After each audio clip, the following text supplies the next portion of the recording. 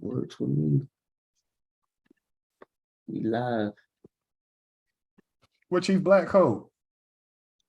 I don't know. We gotta drop a it's been 2 weeks. We live. Yeah, hold on. Yeah, we live. Yeah, perfect. Let me see here. Getting everything up and running.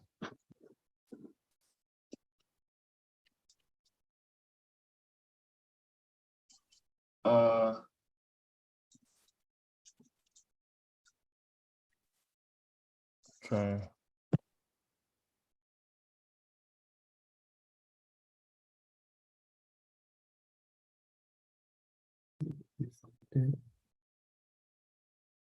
All right, perfect. Hello and welcome to another week of the Lost Confederacy channel. This is week 3 of the 13-week fiscal program for recovery for American prisoners of war. You have myself, Chief Biko. Today we have Chief Quietwater as well as Chief Alligator. And here, as always, we focus more so on that first letter in the acronym APOW, which is American. As always, we're going to continue to drill the point down in showing how this government is pretty much fully infiltrated by militia. So without further ado, I'll go ahead and play this MSNBC news article from the CEO of the Anti-Defamation League.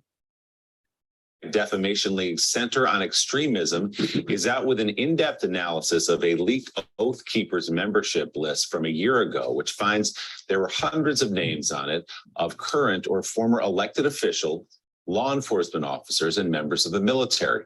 The Oath Keepers are a far-right militia group, multiple members of which stormed the United States Capitol during the insurrection and that attack on January 6th. For more on this new report, CEO and National Director of the Anti-Defamation League, Jonathan Greenblatt, joins us now.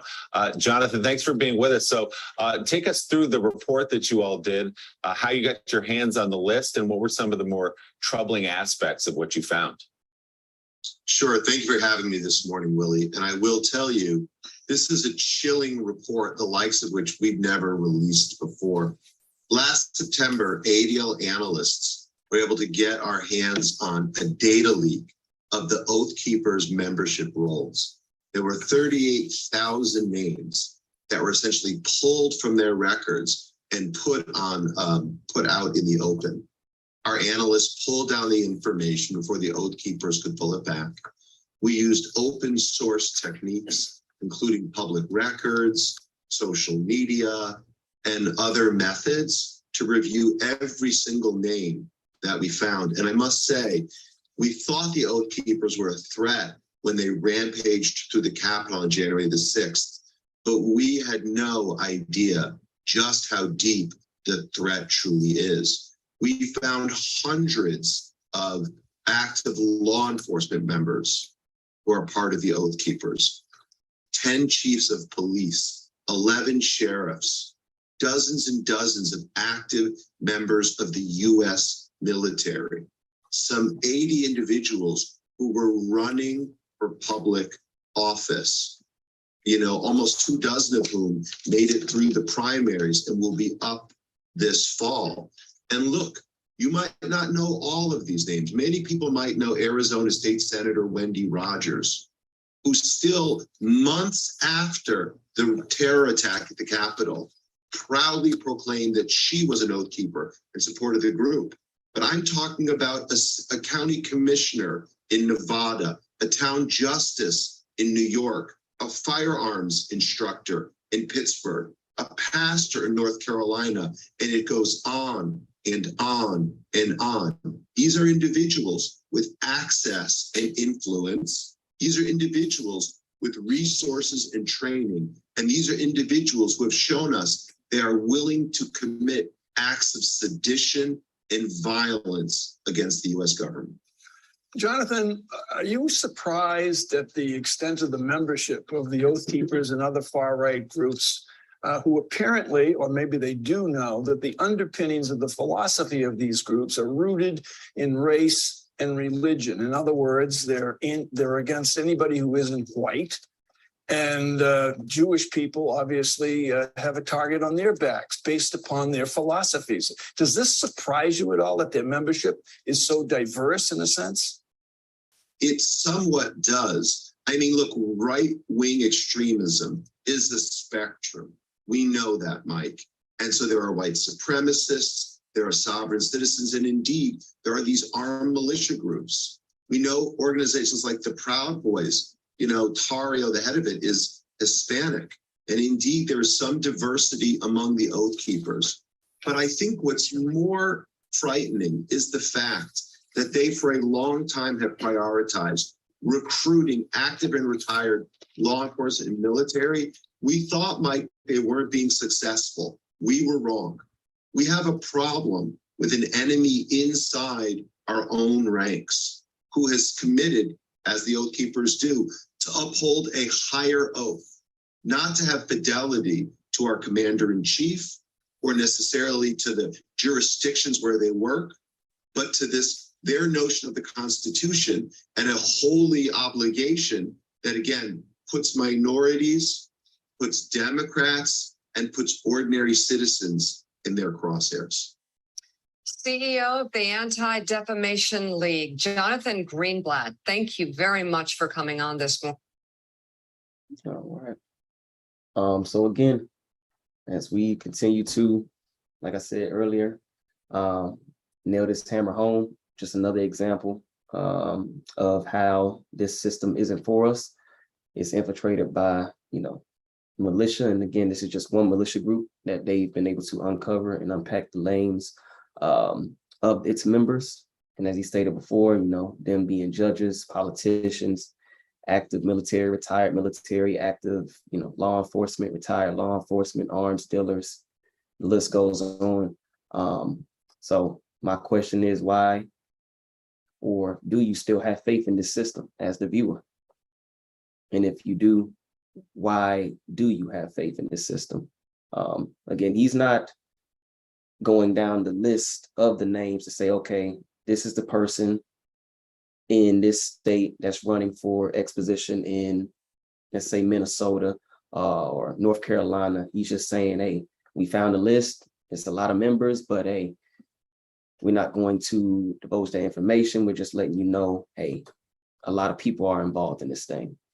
So knowing that, why do you still have faith as American people? We're going to use the term Black people in this system. It's putting it right in your face, guys. But I'll let y'all go ahead and build off of that.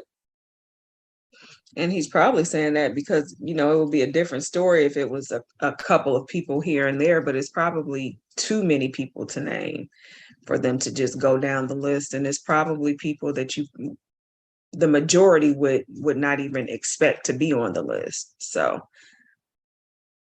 yeah. Yeah, so translation of everything Chief Biko and Chief Quietwater said, I used to be one of those people prior to 2020 when Ahmaud Arbery got killed, that I was, you know, didn't care about either wing of the bird, but Democrat, Republican, politically correct. But that was another moment for me where something clicked. The fact that you shot that man in broad daylight, had that man run out of his shoes, and the district attorney in that county saw that video and did not choose to consider that a murder on a Sunday afternoon, broad daylight, when they killed Ahmaud Arbery. I promised myself from that day forward, I'm gonna stay strapped for the rest of my life. So I rock this when it's every day operating in commerce, moving around. I keep this on me. Now, if shit hits the fan, I got the bitch, right? And it's okay to have a bitch, but you also need to know how to clean it, service it, the whole nine, right? Take your recoil spring out, take it off safely. So what I'm saying to y'all is this. This is what militias have. Militias have this. That man just told you that the whole public sector is infiltrated with militia. Why are you still wondering when you get killed on video by police that nothing happens within that police department? They all down by law, they militia. Why are you still scratching your head about the bullshit January 6 hearings where Secret Service can delete evidence, nobody goes to jail? All this stage play that just ended this week, and the best they could come up with is we'll just vote to have the former president subpoenaed. No real criminal charges, no treason, nobody getting hung for violating the supposed highest crimes under this government. And you still scratching your head as to what's going on. You're infiltrated, you're surrounded by militia. When they kill you, they're going to do an internal investigation, which means they're not going to lock up their own. So it's time for us to stop being in denial, and it's time to get your shit together, strap up, organize with your people, because it's coming. That's my little 2 cents. I agree. I put my stick back together. Absolutely, though. Absolutely. Look, if you're not strapped, guys, you better get strapped. Because like you just stated, militia, they not there to march around and, have flags and serve certain dishes and things of that nature. They're actually training to utilize these weapons. And who are you think they're trained to utilize them against? I mean, he just explained it to you. Right. So why wouldn't you, just for self-preservation purposes, do the same? Learn your weapon, get one, whether it's, a handgun or something. Like you said, if I need to be long range with it, something like that, but actually learn it, be able to utilize it, clean it, things of that nature. Why wouldn't you do that? Just for self-preservation purposes at minimum, bare minimum. So great example there to Chief Alligator. Next, we will go ahead and have you continue with this week's Inventor, and then after that, we'll have Chief Quietwater with the legal definitions. And for translation, real quick, anybody watching this video, don't get it fucked up. We more than one dimensional. This treaty shit, y'all niggas might think we nerds or some shit like that. We can get that treaty talk on, and it can get into some other kind of shit.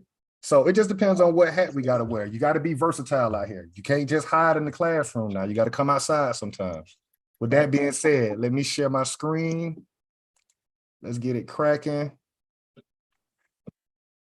I think they got us fucked up, y'all. I think because we be on these treaties and shit, they got the wrong idea, as Snoop would say.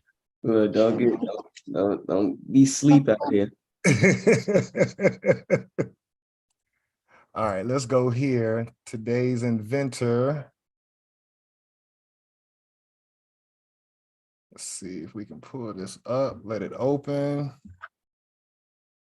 We've done this gentleman before. We're gonna do a different invention of his. Just waiting on it to populate. Boom. Okay, so today's inventor is gonna be Mr. Landrow, Landrow Bell, and we're going to be doing U.S. patent number 133823. And this invention is the dough kneading, or it says it right here, improvement for dough kneaders. And this invention date was December 10th, 1872. I'm gonna pull this image up, which gives us a more up close and personal of the invention. All right, so basically what this is once upon a time, like if you're making pizza or doing anything with dough, you had to do it by hand. So what he did is he created a machine where you could place the dough on the table, which is A, and then there's a crank that will be on letter K, the little small gear in between both large gears, and you can turn it with your hand. And that's how you can, I guess, beat the dough down quicker than actually doing it manually with your hands. So as I mentioned, A would be the top of the table, provided with legs and crossbar for supporting said legs. So we got the legs here and we got the crossbar right here. E, which is here. The top is provided a short distance from the end with a bridge or a double line incline. So we can see this little incline right here. So you would set that dough on this little incline and that gear would catch it and start pulling it through these other gears. He's got C. a Uted roller supported in bearings. So we can see C here. We can see the little dotted lines where the pulley would go inside of that. And then we go to A. Again, a short distance in front of this Uted rollers is a smooth roller. So there's rollers on this table as well that we can't see. D is the same as roller C. Here's D and here's C. You see this is like a wheel. This one's like a gear. So D, same as roller C, but in a lower plane so as to work directly in connection with roller C. So as C turns, D turns. G, which is here, is a called gear. We can see the gears inside of this wheel. So on the outside is a smooth surface. Inside this wheel is going to be gears. I is a balance wheel provided with a crank handle. So I would be here, but the crank handle is not illustrated where they can just physically crank it with their hand. And then K, which is here, a smaller gear arranged between two rollers, C and D, on a stub axle. So he also invented the smokestacks for trains. That was the last time we did him. So not only did he do the smokestacks, but he also did the dough kneader. And this was for people who would make pizza or different versions of bread or any kind of yeast material. Instead of beating it with their hands, he invented the dough kneader. That's this week's That inventor. was a good one this week. Let me hit stop. Hold on. Got it. All right, pass it back to you. Perfect. Great inventor for this week. And actually, I'm going to go with this week's Dr. Woodson quote before we have Chief Quietwater with the legal definitions and maroon historical points. So this week's quote, I am going to go with quote number, it's either between 11 to 12, but I think I'm going to go with 12 for this one. So here, the Negro in his present plight, however, does not see possibilities until it is too late. He exercises much hindsight, and for that reason, he loses ground in hotly contested battles of life. The Negro, as a rule, waits until a thing happens before he tries to avert it. And that's just, I think a perfect example of where we currently are as a group. Just going back to the video that we played earlier when we started the channel. We see, we kind of already knew what was going on within the system, but now it's been confirmed through the Anti-Defamation League that, there's militia within every level of this government, whether it be your politicians, your judges, your law enforcement, even down to your preachers. So we see that there's been infiltration in every level of this government, this system. He gave a perfect example, Ahmaud Arbery getting shot by civilians, retired law enforcement. But now we see us practicing hindsight and arming ourselves in 2020. But now it's like we've reverted back to being stagnant. So we practice it for a moment as far as getting ourselves prepared, but we stop it until it happens again. Then we again practice more hindsight. So again, let's go ahead and try to, instead of practicing hindsight, practice foresight and anticipating these things to happen more frequently, more abundantly. And then that way we can actually protect ourselves and loved ones. So I thought that was a good quote for this week. And with that, I will pass it off to Chief Quietwater, who will read this week's legal definitions and maroon historical points. Okay. So the legal definitions, number 1, American, indigenous to America. Number 2, descendants, one who follows in the bloodline of an ancestor, either lineally or collaterally. Number 3, slavery, a situation in which one person has absolute power over the life, fortune, and liberty of another. Number 4, prisoner of war, a person, usually a soldier, who is captured by or surrenders to the enemy in wartime. Number 5, school, any institution at which instruction is given in a particular discipline. Number 6, education and enlightening experience. And number 7, recovery, a return to a normal state of health, mind, or strength. The action or process of regaining possession of something stolen or lost.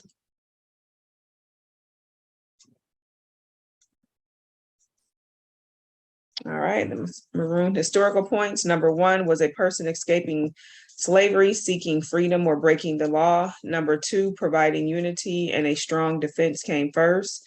Number 3, maroon leaders were first and foremost military figures.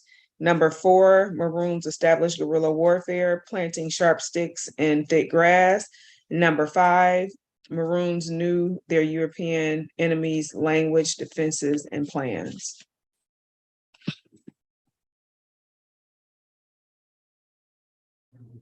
Excellent, excellent. So this week we'll go ahead and jump into, again, the Jim Crow laws. Last week we left off on reading the Georgia Constitution, which pretty much just highlighted how the British colonists said, you know what, we're no longer going to take your bullshit. We're going to, go ahead and separate ourselves completely. And we willing to die about it. We're willing to fight about it. After we read that, we kind of jumped into, again, Jim Crow laws, just highlighting our military occupation and how they pretty much wrote it into their bylaws, their government. So this week we'll kind of continue that path. But as we stated last week, it's a lot of stuff we can learn just from that Georgia Constitution. And Georgia isn't the only one that has, their constitution. Each state is going to have their own constitution. But it was very eye-opening to read that Georgia one in particular, and just see how we are currently underneath the same pressures, if you would say, that they were, but they actually decided to do something about it, versus us just complaining and, again, asking for little trinkets and little resources here and there, versus just saying, you know what, completely standing up and saying, you know what, we're going to start our own shit. If you don't like it, come fight us about it. If not, leave us be. And that's what we have to have. We have to have that, light bulb moment as a group of people in order for us to, really move forward and not be, again, in the dweller as a race of, or a group of people rather. So both of y'all tie this in for the person that doesn't know what we're about to do with the Jim Crow laws. Tie the Jim Crow laws in to the undeclared Seminole Wars. Why is the Jim Crow laws important? Why are we even going over them? And how do they rhyme with the undeclared Seminole Wars, in both of y'all's opinion? Got you. Shoot, it just rhymes with if you never left or if you did not leave during that Indian Removal Act. If you didn't leave, what's that? Head west of the Mississippi into present-day Oklahoma. Hell, it's open season for you. It's open season pretty much. Like you said, none of them wars were declared. Civil War never declared. Seminole War never declared. These treaties invalid because of that. But basically, if your family did not make that trek over into Oklahoma, then again, the Indian Removal Act, then pretty much if you staying where you are after we said you had to leave, then it's open season.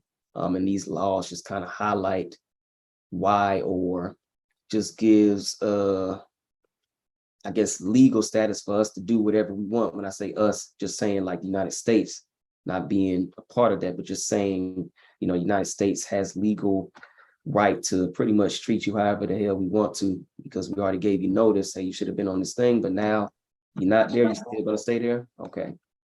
Now just know it's gonna be still on site. And basically the fact that, I think you mentioned before that these laws are still on the books, correct? But they're just not being enforced. So at any given time, well, no, they're continuing to treat you exactly how they were treating you back then. It may be cleaned up a little bit and may not as blunt as it was with the signs and whites and colors and things like that. But these laws are still on the books. They were never removed and they can be imposed at any time, basically. Excellent point. Let me ask y'all one more question. And again, we're doing this for the viewer because people they've heard the word Jim Crow, but we're deconstructing what that was. How could they enforce what we're about to read, which was Jim Crow? How could they enforce it? What's both of y'all thoughts on that? How could they enforce that against our people? Same way they was able to enforce the Indian Removal Act, enforce certain treaties to be signed with their military, and that's the common denominator, I guess you could say, through their military. Right. Whoever has the bigger guns gonna be able to call the shots pretty much. So they're able to enforce that through their military. And we see it all the time when we're looking at, old films or even old news reels, news clippings. Whenever our people were to any protests, what were they met with? The military. Even to today, we still see it. So that was pretty much the way they were able to enforce these laws. And we weren't a part of the process. We weren't included. No votes were had or anything like that. So they were able to, not only by the military, but they had the final call to make the decisions. So. And the only reason I'm asking that is because a lot of times we're taught that when it comes to our history, nobody ever shows you the documents and lets you read them and comprehend them for yourself. So that's the reason why I asked that. Secondly, when we hear about Martin Luther King and the civil rights movement was to get rid of this, what we're about to read, which is Jim Crow. Our people got tired of living under Jim Crow.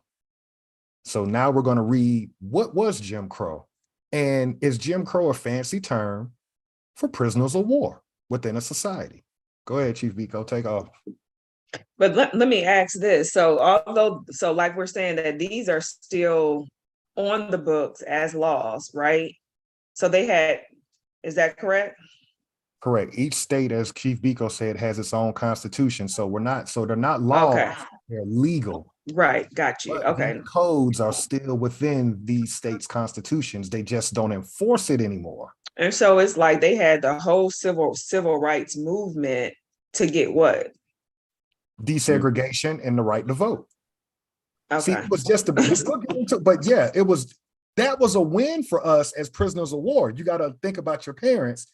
The fact that you couldn't go to the hospital, you couldn't ride buses. True. That was a win. So now here we come along. Now we got all these immigrants after the civil rights movement because there wasn't a lot of immigrants before the 60s. Right. Them. Right. Okay.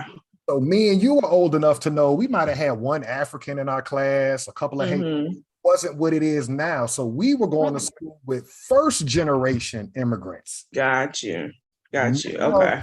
Now Chief Biko, Chief Black Coat, Chief Akibalan, they're dealing with second and third generation immigrant. Okay.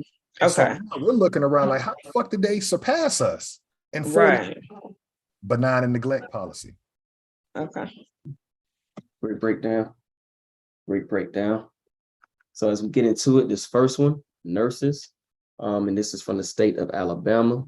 And it states here, no person or corporation shall require any female nurse to nurse in wards or rooms in hospitals, either public or private, in which Negro men are placed. White female, be specific. White female. White females, correct. Any white female nurse to nurse in wards or rooms in hospitals, either public or private, in which Negro men are placed. So as far as this, you want to kind of go down each one and kind of just give our thoughts, or how you want to? Because shoot, just on this very first one, it just kind of reemphasizes that stereotype of, the Negro being the gorilla wanting after, the white man's woman. Pretty much the not Godzilla, but King Kong analogy. I'm on the edge of the coin, so I get it. It's very uncomfortable for us to understand that we're prisoners of war. So us reading Jim Crow laws, you got to ask yourself as the person watching this video, was it segregation Or was this government warring against you? And if you were in a hospital with a European woman and you insisted on her taking care of you, what would the repercussions look like? Would the militia show up to that hospital? Would the sheriff show up to that hospital? Or would everyday European citizens show up with a rope to hang your ass right outside the hospital and nobody go to jail? So was it segregation, or are you a fucking prisoner of war? That's what I'm trying to come straight up the middle and get us to realize. This shit wasn't segregation. Prisoners will fucking war on your own land. Let me stop. Because see, we like to pussyfoot and play around and talk about Republican, Democrat, shit deeper than that. Look at these damn laws. This is what your grandparents went through. And it's embarrassing for our people to talk about it, but it's the truth. No, straight up. Any thoughts on that, Chief Quietwater? No, I mean, it's the truth. I mean, it's nothing. I don't think we really need to just break these down. I mean, honestly, because it's there. So it's the truth. This is what our grandparents went through. So we can read them, and then if y'all want to, you know, got you. More so for the viewer, but go ahead. Y'all go ahead. No, yeah, we'll definitely do that then. I'll just read through them, and then yeah, at the end, like you stated, see what it sounds like. Does it sound like segregation, Jim Crow, or just straight up, you know, military occupation? So as we see here, buses, all passenger stations in the state operated by any motor transportation company shall have separate waiting rooms or space and separate ticket windows for the white and the colored race. That's Alabama.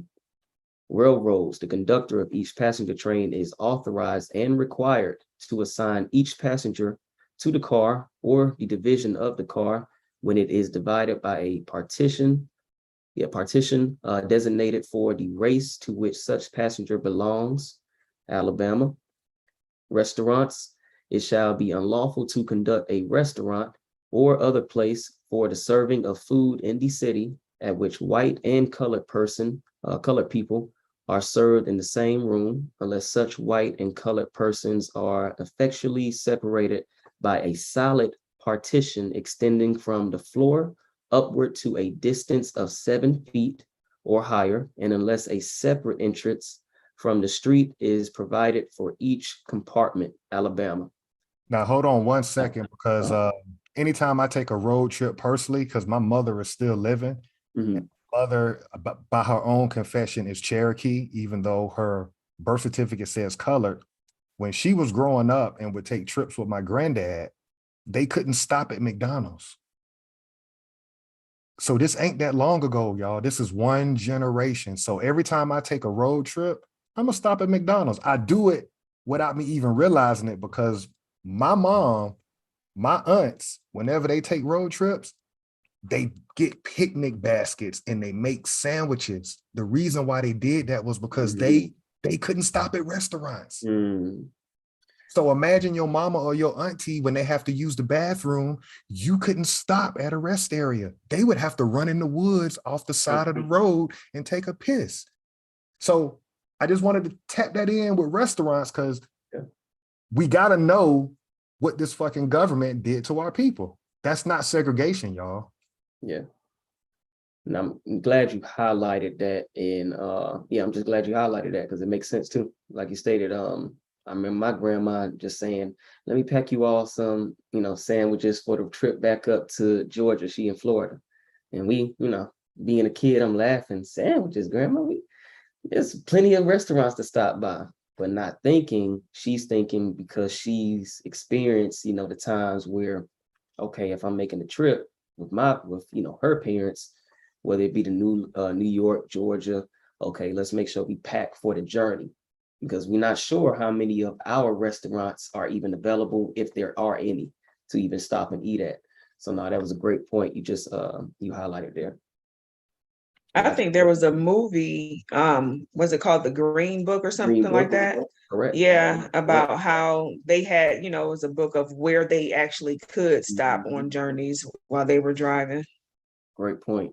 There was a prisoner of war manual that we called the Green Book. You're absolutely right. You read that green book to keep your ass from getting lynched late night on the road. You are absolutely, where can we go in this motherfucking city? That we good. That we good. Green, where can we go that we will be good if we eat there? That's crazy. But again, military occupation, prisoner of war, pool and billiard rooms. It shall be unlawful for a Negro and a white person to play together or in company with each other at any game of pool or billiards. Alabama. Toilet facilities, male, every employer of white or Negro males shall provide for such white or Negro males reasonably accessible and separate toilet facilities. Alabama. Intermarriage, the marriage of a person of Caucasian blood with a Negro, Mongolian,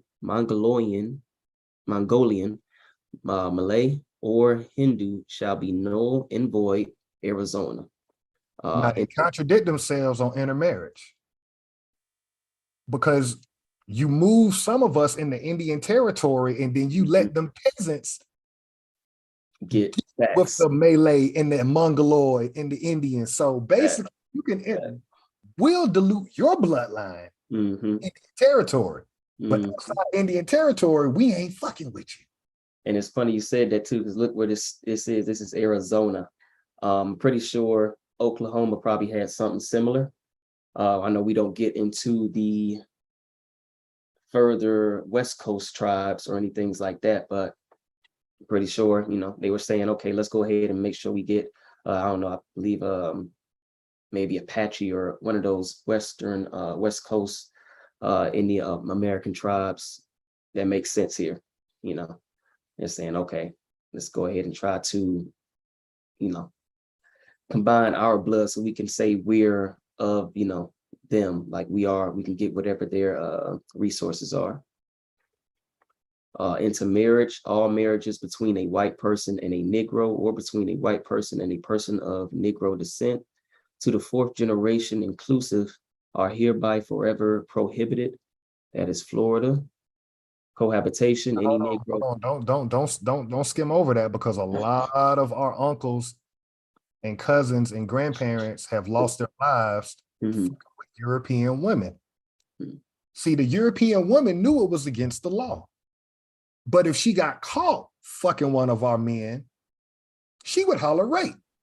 You understand? So when we see these movies and they show that the white woman, I think it was a To Kill a Mockingbird or whatever these movies that they implanted in our mind when we were young, how the white woman would be dealing with the American, but when she gets caught, she'll claim victim because she's got the militia, the sheriff, the courthouse, and the state on her side. And that's what we're not understanding as prisoners of war. Like Chief Quietwater said, we're on the outside of this system. So they could come in our neighborhoods at night. You understand? Like we show movies like Harlem Nights and the juke joints that we had, but we couldn't go in theirs. Or if we went in theirs, all they had to do was just have a bad day. And they knew they had the backing of their militia, their sheriff, their court system, and their state. And it's the same thing today. Today, they just call them Karens, but it's the same exact thing. Same thing. I want to share on that. You kind of just made a light bulb go off with the Roe v. Wade. We know that was a European woman claiming to be raped by a group of American men. Never happened, but that was a case that, caused where, okay, now you can have abortions and things of that nature. So, I mean, that's just a more recent example of this, in regard. Yeah, and the fact that they do make a lot, that's the general narrative that they have in most of the movies when it comes to white women and Black men back in the day. That's pretty much the narrative, that they wanted to be with a Black man, but when they get caught, it's, oh, I was raped, or, oh, he forced me, or something like that. So that definitely sums it up with that one. Yeah. This fourth generation inclusive, though, that is something that was like, okay, what are they saying in this particular clause, I guess you could say, or between a white person. 4 generations out, maybe. Yeah. So Any person of Negro descent. Okay, 4 generations. Okay, I see what you're saying. I don't know. You muted, Chief Alligator. Maybe like if that's like your fourth cousin or something like that, say you're a little bit lighter than Chief Biko, you may be able to get away then because you've got 3 generations before you get back to my complexion or Chief Quiet complexion. Got you. Okay. Cohabitation, any Negro man and white woman, or any white man and Negro woman who are not married to each other, who shall habitually live in and occupy in the nighttime the same room, shall each be punished by imprisonment not exceeding 12 months, or by fine not exceeding $500. This is Florida. So if we catch you living together, sleeping together, you have a punishment up to 12 months and a fine not exceeding $500. Education, the schools for white children and the schools for Negro children shall be conducted separately. Florida, juvenile delinquents, there shall be separate buildings not nearer than 1/4 mile to each other, one for white boys and one for Negro boys. White boys and Negro boys shall not in any manner be associated together or work together. Florida, mental hospitals, the Board of Control shall see that proper and distinct apartments are arranged for said patients, so that in no case shall Negroes and white persons be together. Georgia, intermarriage, it shall be unlawful for a white person to marry anyone except a white person. Any marriage in violation of this shall be void. That is Georgia. Barbers, no colored barber shall serve as a barber to white women or girls. Georgia. Burial, the officer in charge shall not bury or allow to be buried any colored persons upon grounds set apart or used for the burial of white persons. Georgia. Hold on 1 second. And Chief Quietwater and I can attest to seeing that with our own eyes in Savannah, Georgia, the first capital and the oldest city under the estate of Georgia. There's a tour you can take. I think it's the Underground Railroad. I think so. It's the Black History Tour. The Black History Tour. And on that tour, you'll go through a cemetery in Savannah. And to this day, you're buried on one side of the funeral, Europeans buried on the other side. It's real to this day. Definitely see that a lot. I even think one of my cousins in Florida, they was like, yeah, she was looking for, the burial plots. And she stopped and asked another person, they was like, you're looking for, the Black burial plots, because these you won't find any of our people here. So just again, tell another example of that, having to be buried in separate areas as well. Restaurants, all persons licensed to conduct a restaurant shall serve either white people exclusively or colored people exclusively, and shall not sell to the 2 races within the same room or serve the 2 races anywhere under the same license. Georgia. That's how we were doing for self, Chief Biko, not trying to okay. How juvenile we are. When we talk about the towns we had and the businesses we had, like Auburn Ave in Atlanta, all these cities got these historic districts where we used to operate in commerce. It's because we had to, because the European wasn't fucking with us. Yeah, you got a restaurant, you can only serve your people. So they've been trained in that for a couple of 100 years now, talking about the Europeans. So they do it second nature. We came in on some inclusive shit in the 1960s, like, oh, let's just all get along. We lost our code. Here we are 60 years later trying to get back to a code. Yeah. Everybody else never left. Y'all want to share on that, or? No, that's true. We basically had to. We had to, and we let it all go, though. I mean, that's the thing. It's like, why did we, I don't know, just get so domiciled in the things that we know that we could do? where did we just fall off at? Why did we fall off? Not where, but why did we just fall off and just stop doing for self? Yeah, that's an excellent point. Excellent point there. Like you said, okay, we had to, but then I'm pretty sure, you know, with that you were able to still keep the business going on, but why? What made us stop? What made us stop these trades, these businesses, things of that nature, and just integrate into theirs? That's a great point. Amateur baseball. It shall be unlawful for any amateur white baseball team to play baseball on any vacant lot or baseball diamond within 2 blocks of a playground devoted to the Negro race, and it shall be unlawful for any amateur colored baseball team to play baseball in any vacant lot or baseball diamond within 2 blocks of any playground devoted to the white race. Georgia. Parks. It shall be unlawful for colored people to frequent any park owned or maintained by the city for the benefit, use, and enjoyment of white persons, and unlawful for any white person to frequent any park owned or maintained by the city for the use and benefit of colored persons. Georgia. Wine and beer. All persons licensed to conduct the business of selling beer or wine shall serve either white people exclusively or colored people exclusively, and shall not sell to the 2 races within the same room at any time. Georgia. Reform schools. The children of white and colored races committed to the houses of reform shall be kept entirely separate from each other. This is Kentucky. Circus tickets.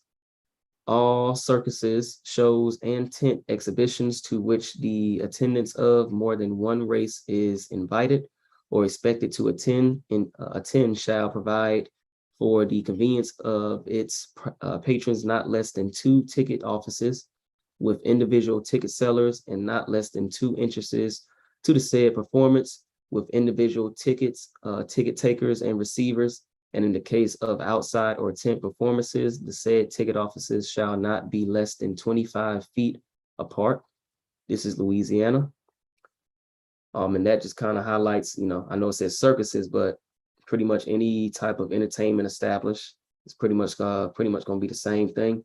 I know my mom said when she would visit to South Carolina, going to see movies, they would have to enter another way. They had to like go upstairs and then, you know, I think purchase their tickets and then walk down or have like a section just strictly for quote unquote colored people. And that would be, I think, that's probably like in the late 60s, early 70s still. So again, it just doesn't,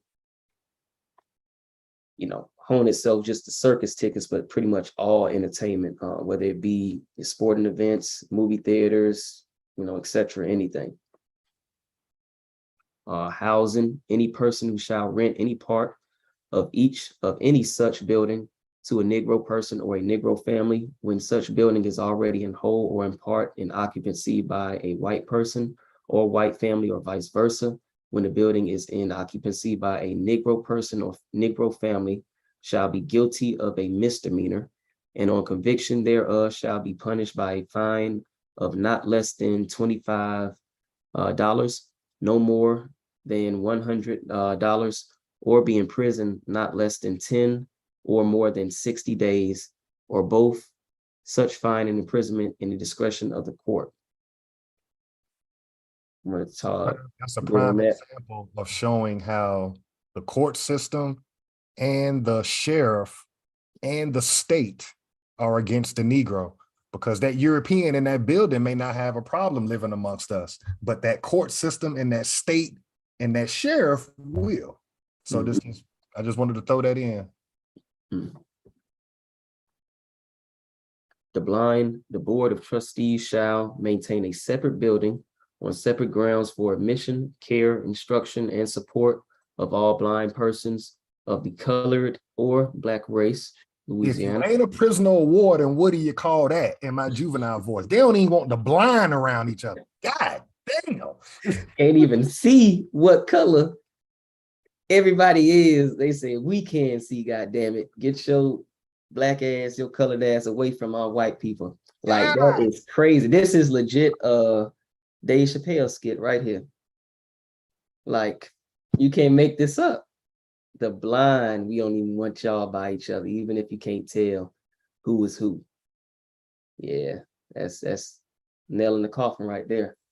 Intermarriage, all marriages between a white person and a Negro, or between a white person and a person of Negro descent to the third generation inclusive, or between a white person and a member of the Malay race, or between the Negro and a member of the Malay race, or between a person of Negro descent to the third generation inclusive and a member of the Malay race and forever prohibited, shall be void, Maryland. So basically, if we catch you marrying anybody outside of your race, that's void.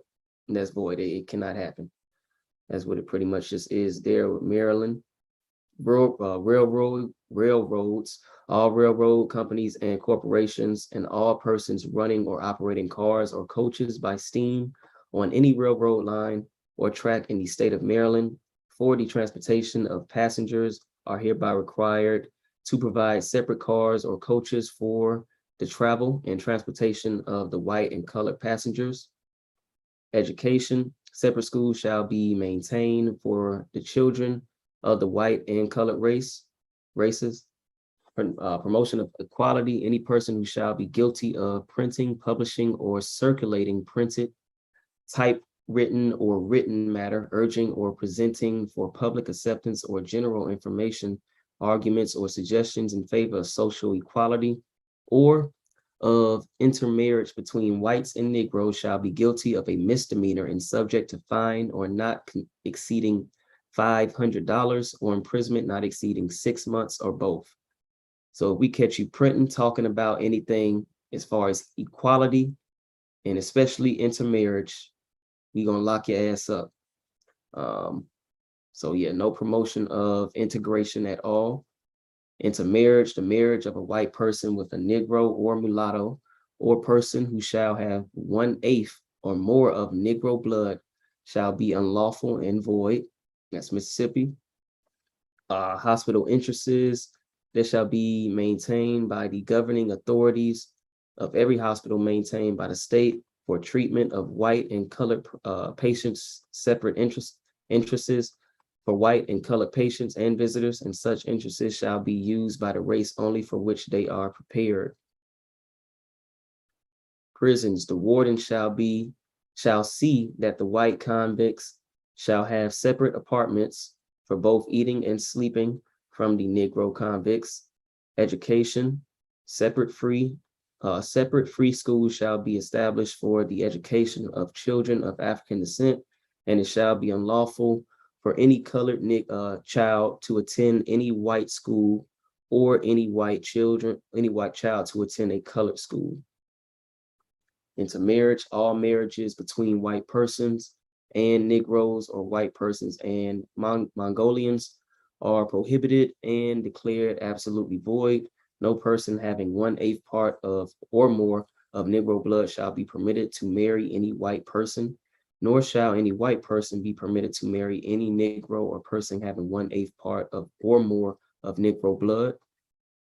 Education, separate rooms shall be provided for the teaching of pupils of African descent, and when said rooms are so provided, such pupils may not be admitted to the school rooms occupied and used by pupils of Caucasian or other descent.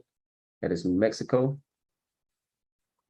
Textbooks, books shall not be interchangeable between the white and colored schools, but shall continue to be used by the race first using them. So when it comes to the books, we will not be giving any hand-me-downs, regardless of who had the books first. So if it's a white school using these textbooks, they will not be passed down to the black, and vice versa. Libraries, the state librarian is directed to fit up and maintain a separate place for the use of the colored people who may come to the library for the purpose of reading books or periodicals. That is North Carolina. Militia, the white and colored militia shall be separately enrolled and shall never be compelled to serve in the same organization. No organization of colored troops shall be permitted where white troops are available. And while white permitted to be organized, colored troops shall be under the command of white officers. So even when we allow you to have, or when we allow you to have a militia full of colored people, you're still going to be commanded and controlled by a white officer. Transportation, the Utilities Commission is empowered and directed to require the establishment of separate waiting rooms at all stations for the white and colored race. North Carolina, let me see, we're at teaching any instructor who shall teach in any school, college, or institution where members of the white and colored race are received and enrolled as pupils for institution shall be deemed guilty of a misdemeanor, and upon conviction thereof shall be fined in any sum not less than $10, no more than $50 for each offense. Oklahoma. Fishing, boating, and bathing. The Conservation Commission shall have the right to make segregation of the white and colored races as to the exercise of rights of fishing, boating, and bathing. Oklahoma. Mining, the baths and lockers for the Negroes shall be separate from the white race, but may be the same building. Oklahoma. Telephone booths, the Corporation Commission is hereby vested with power and authority to require telephone companies to maintain separate booths for white and colored patrons when there is a demand for such separate booths, that the corporation shall determine the necessity for said separate booths only upon complaint of the person in the town and vicinity, to be served after due hearing as now provided by law, and other complaints filed with the Corporation Commission. Oklahoma. Lunch counters, no person, firms, or corporations who or which furnish meals to passengers at station restaurants or station eating houses in times limited by common carriers of said passengers shall furnish said meals to white and colored passengers in the same room, or at the same table, or at the same counter. South Carolina. Child custody. It shall be unlawful for any parent, relative, or white person in this state having the control or custody of any white child by right of guardianship, natural or acquired, or otherwise to dispose of, give, or surrender such white child permanently into the custody, control, maintenance, or support of a Negro. That is South Carolina. Libraries, any white person of such county may use the county free library under the rules and regulations prescribed by the Commissioner's Court and may be entitled to all the privileges thereof. Said court shall make proper provisions for the Negroes of said county to be served through a separate branch or branches of the county free library, which shall be administered by a custodian of the Negro race under the supervision of the county librarian. Texas. Education, the county Board of Education shall provide schools of two kinds, those for white children and those for colored children. Theaters, any person operating in any public hall, theater, opera house, motion picture show, or any place of public entertainment or public assemblage, which is attended by both white and colored persons, shall separate the white race and the colored race, and shall set apart and designate certain seats therein to be occupied by white persons and a portion thereof, or certain seats therein to be occupied by colored persons. Virginia. Let's see, all right, railroads, the conductors or managers on all such railroads shall have power and are hereby required to assign to each white or colored passenger his or her respective car, coach, or compartments. If the passenger fails to disclose his race, the conductor and managers acting in good faith shall be the sole judges of this race. So if we find that you are lying about your race, pretty much what does it say here? The conductor and the managers. So the conductor and pretty much any of the managers of each car pretty much can do what they want to with you.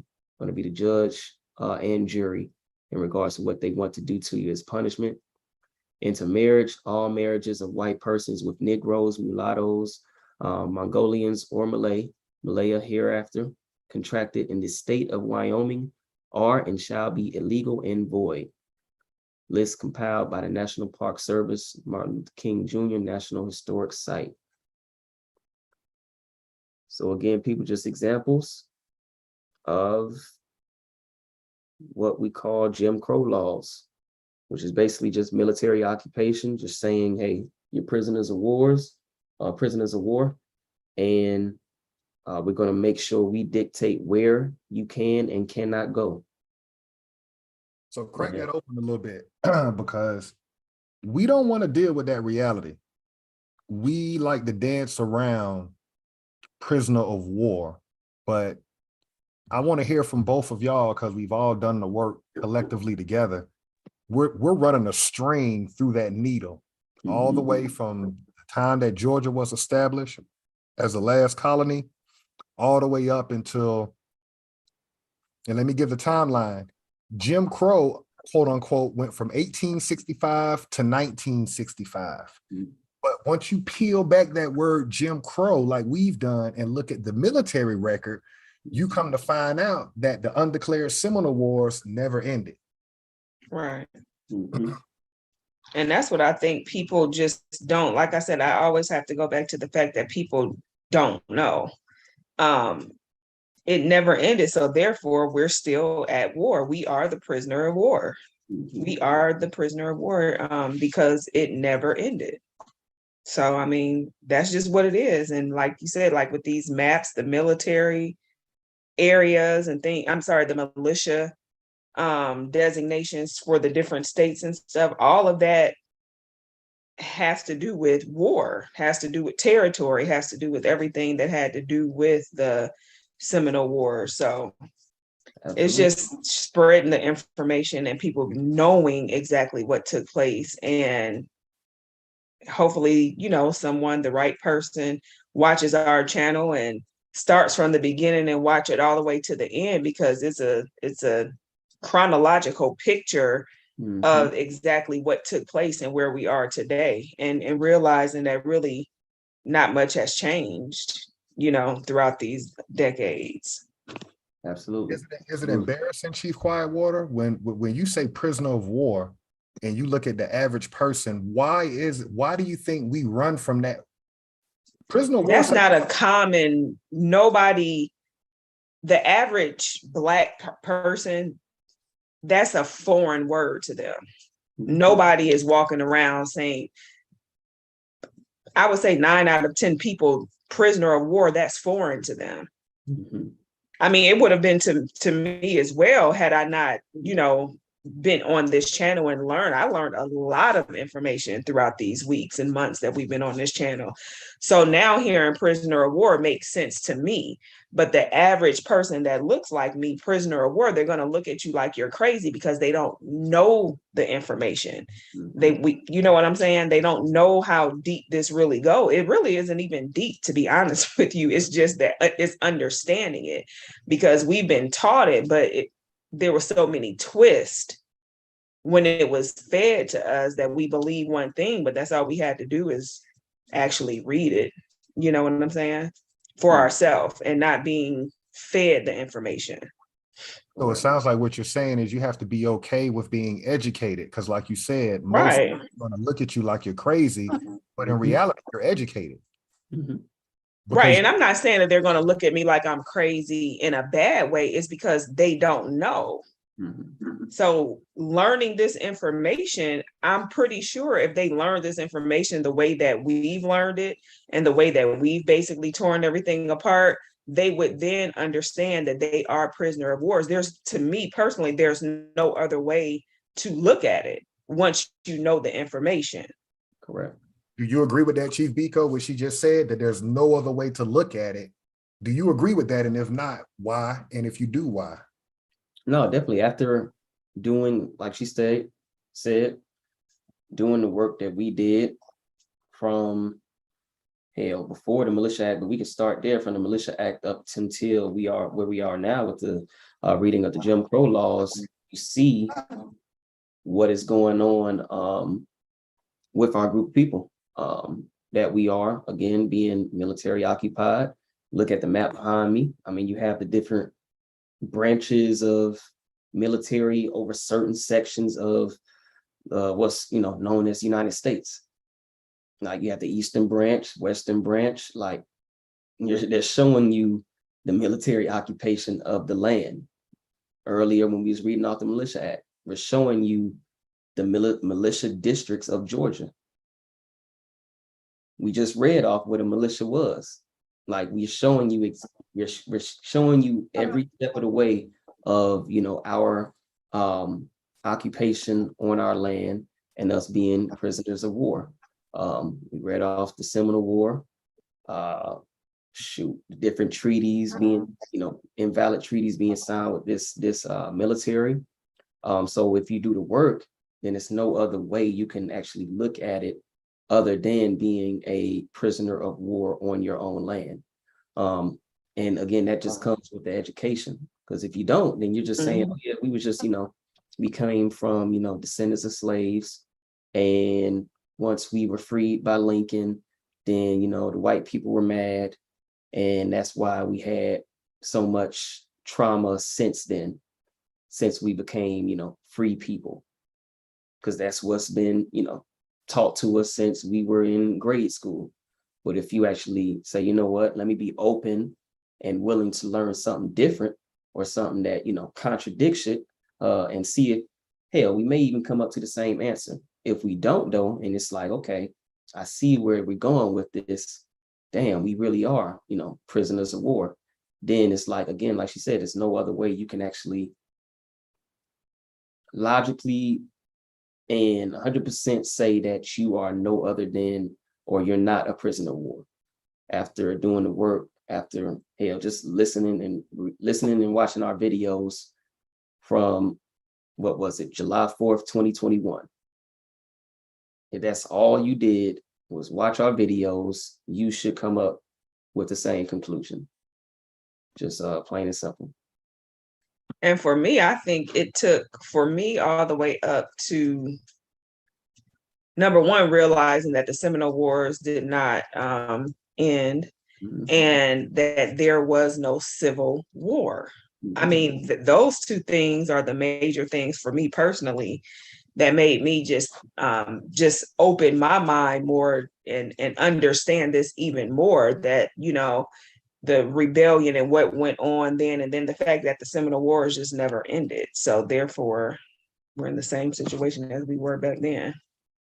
And like you kind of highlighted too earlier, these, what we call them, these, laws or legal policies for each state with these Jim Crow laws are still codes within these different states, but they're just not being acted upon. Like that in itself should show you, okay, what the hell is actually going on? Like we are, what you mean they're still, like they haven't been ratified, they just aren't being enacted. You know what I'm saying? It's like we haven't done away with them. We just, we're just not, putting any, enforcing them basically. Basically, y'all didn't learn how to act a little bit, so we ain't gonna enforce them as much. Yeah. So tie this in then, when you said that it was the Civil War that did it for you, that's another hurdle. So one hurdle is the prisoner of war term.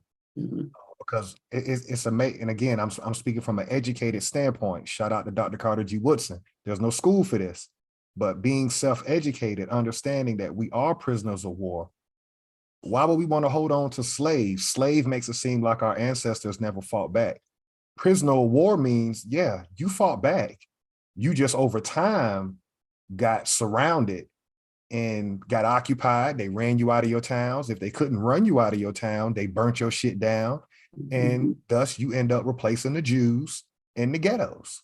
Historically speaking, Jews were the first ones in ghettos on this land, and they moved them out and they moved us in after they either gentrified us or burnt our shit down. But coming back to y'all with that Civil War, do you think that's another hard pill for people to really digest? That damn, there was no Civil War. The average person, yes. The average person, again, who don't have this information or don't know any better, absolutely yes, because everything current day, you know, like you said, our parents, everything is hinged on the Civil War, the Civil Rights Act. That was for the Indians, you know. So it's all a facade, really, you know, because people don't know the real information. So I just think that it still goes back to the lack of knowledge about the whole thing. Where you at, Chief Biko? Do you think that's a hard pill to swallow about that Civil War not happening and the prisoner of war term? I think the Civil War not existing is a harder pill to swallow than us being prisoners of war. Just because of what has been taught to us just because what has been taught to us as the significance of the Civil War. So every time we hear Civil War, people are saying, or it's taught to us, that was to free the slaves. And when we think of slaves, we think of people that look like you, myself, and Chief Quietwater. So if we say there was never a Civil War, then the person who was just going strictly off the indoctrination that this government has given them is saying, then what you mean? That was the whole point of the Civil War, was to free us. So what you mean there wasn't a Civil War? And I think that's the biggest hurdle that our group of people is going to have to get over. You know what I'm saying? Because if we're saying, okay, there's no Civil War, then you're saying then there really wasn't a battle to free us. None of the stuff that came from this non-existent Civil War was for us. And we were not a part of this government in any capacity. And that's exactly what we are saying, pretty much. This Civil War wasn't to free you. The laws that came after it, Reconstruction, wasn't for you. We've already broken that down. 13th through 15th Amendment said nothing specific about people that they are classifying us as in these Jim Crow laws. Negro, African descent, says nothing about any of those groups of people that we've been reclassified as. Freedmen's Bureau says nothing of any of those groups we've been reclassified as. Like, what is it? The 1865 Civil Rights Act says nothing about us. So when you actually do the work, instead of just actually listening to somebody feed you, you know, their lies, which is just Reconstruction, then you'll see, okay, yeah, none of this stuff really does have to deal with us. When you actually understand how their system works, Congress never did declare a war. So there really wasn't a war, hence why they keep saying rebellion. So then you could start seeing the picture, then it becomes easier. But if you don't do that, then you'll just be like, nah, y'all folks crazy, y'all niggas crazy. It was a Civil War. It was the whole point was to free our people. And then you'll never be able to move forward from that. And that's where we are as a group of people right now in 2022. That's why I love what we've done. And I love what this channel represents, as you say, from July 2021, with all the negative going on with the pandemic and everything, we're shining light to our people for over a year, giving you American inventors, reading the military record. Nobody ever thought to keep it gangster, if I'm gonna say it like that. All your college professors, you spend so much time learning who George Washington was, who Abraham Lincoln was. Nobody ever thinks that this is just some gangster street shit. Let's go straight to the military record. And the military record tells the real story of what happened. To this day, we're waiting on these people to openly declare war on us. They're not going to do that.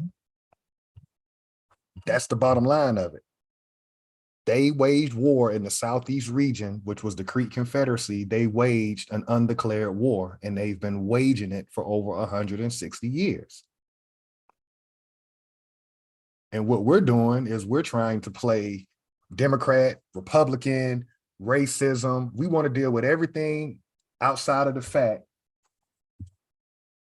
these people are killing your ass on video at this point, and they're not going to jail. They're calling you monkeys in city council meetings, quietly recorded, and they're not willingly stepping down, and they're not being fired, and they're not having charges pressed against them. You got all the signs that you're in a war, but you won't believe you're in a war until they tell you, we declare war against the Negro. That's what we are. We want them to tell us it's going to be a fight after school, but we keep getting swung on in between every class in school. That's basically what this shit boiled down to. It don't take a rocket scientist to figure out these people swinging on you, and then when they don't knock you out, they say, "Oh my God." They do not like you. They not your friend. That's not a greeting. Motherfucker punching in your face ain't a, hey, how you doing? That's, I don't like you. Right. Every time I see you, it's on site. I don't know why you want me to just say I don't like you. My actions are speaking louder than my words right now. Like that's elementary shit. Your actions speak. Oh, I like you, but you ain't showing me things that you like me. I don't like you, but so I'm hitting you. I'm picking on you. Yeah, they don't like me. How you know? They never said it. I mean, they throwing stuff. They bullying me. Like, come on, y'all. It like you said, it ain't rocket science. It ain't rocket science. It ain't that hard. Correct. So we're looking at this map. So to put in, just to add on what y'all just shared, Jim Crow law, you notice they keep using the word Negro and African descent. How did we get reclassified as Negro and African descent? Because when Andrew Jackson, the person that the human being that's on that $20 bill, which is not money, but we're not going to get that deep. The person on that $20 bill, Jackson, he unlawfully went into war against the red area on that map. The people that they got into Oklahoma, they were able to steal our birthright, i.e. Cherokee, Chickasaw, Choctaw, Seminole, and Creek. Everybody that did not go into Indian Territory, we got classified as Negro, colored, Black, Afro-American, now people of color. It's not hard, y'all. So we got issues with 6 different governments. We got issues with the 5 fake civilized tribes that took our birthright, and we got issues with the United States government that's waged unlawful war on us since the 1800s when they established the last colony, which was Georgia in 1733, with a general from Great Britain sent over here by King James.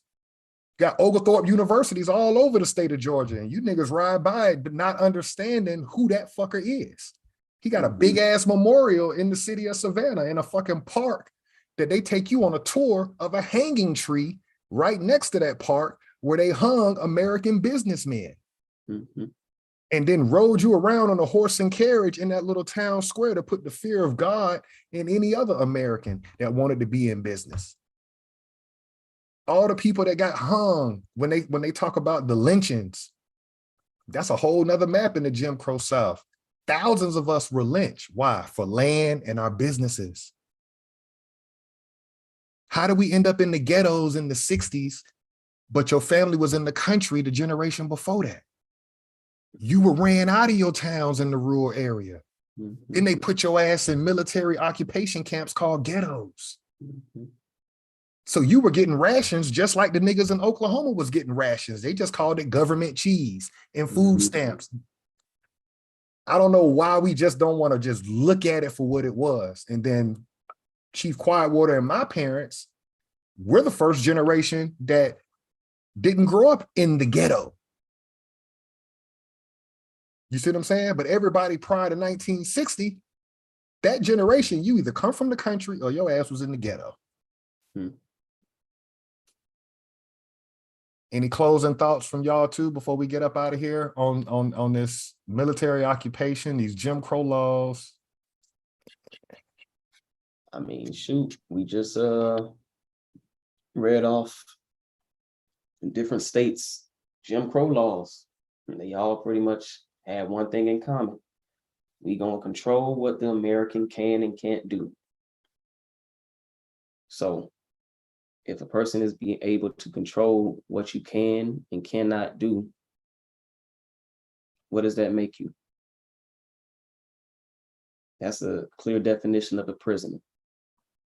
Mm, War has been waged on us since they stepped on this land.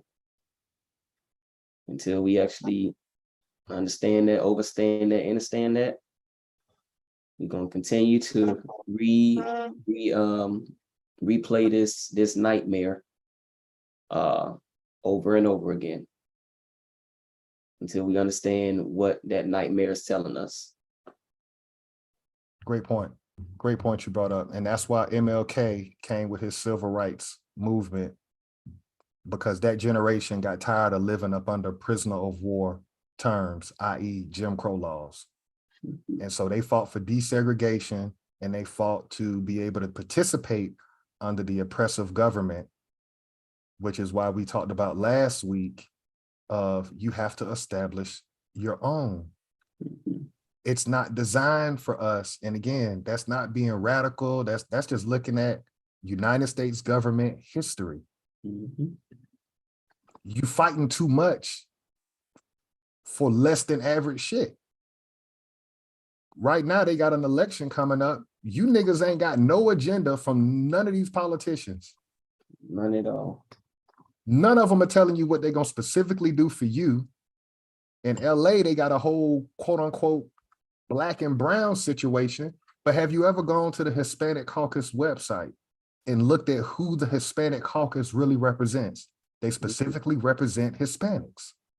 As they should. Then you go to the Black Caucus website and realize who they represent. They represent every damn body. So that's an accounting term. You got a caucus that's accounting for everybody, but everybody else's caucus only accounts for their people, and you wonder why you losing. It's third grade math. This shit ain't rocket science. Chief Quietwater, anything you want to say before we get out of here? No, not really. I agree with both of you. I think, again, it comes down to us just knowing this information and taking it from there. But definitely a great session tonight.